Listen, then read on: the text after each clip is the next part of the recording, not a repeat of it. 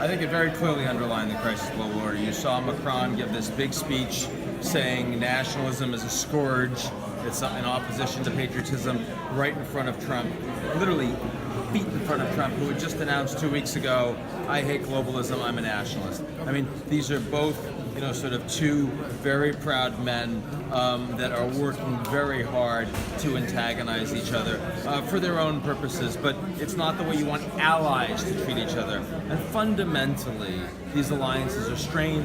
The transatlantic relationship is weaker now than at any point since World War II, and the liberal democracies themselves are facing greater divides, certainly in the U.S. anytime since 1968. France too, I believe. That's a serious problem. It's kind of an existential problem, and it allows a lot more opportunity for a country like China, who has values that we don't really agree with, but has a much greater ability to do long-term strategy and is much more cohesive domestically.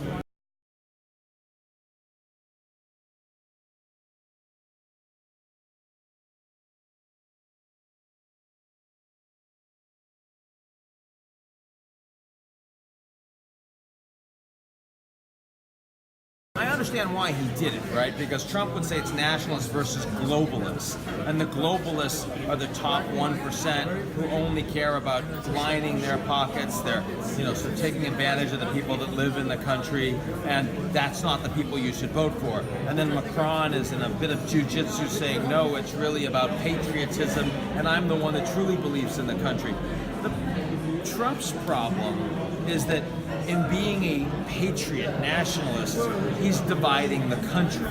He's basically saying, I'm not the president of all Americans, I'm the president only for the people that voted for me, not those other people. Unpatriotic Colin Kaepernick, a black athlete, how dare you steal from our national anthem and we let you make all this money.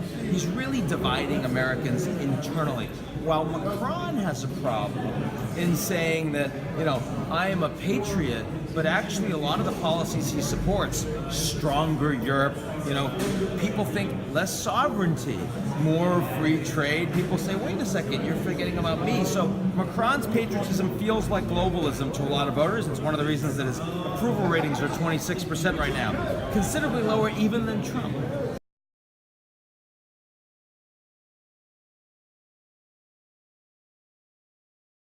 Political risk is particularly important because we've entered a geopolitical recession. But the old US-led global order is unwinding, which means that political risk is not just about emerging markets, it's not just about country risk or cross-border conflict.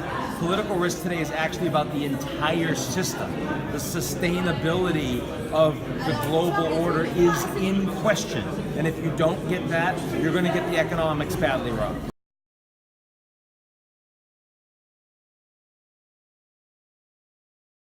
They're fundamentally connected, right? I mean, these are influential people who actually have direct access to people with real expertise, to people that are in positions of decision-making authority, and yet it's precisely those decision-makers that are seen as increasingly illegitimate.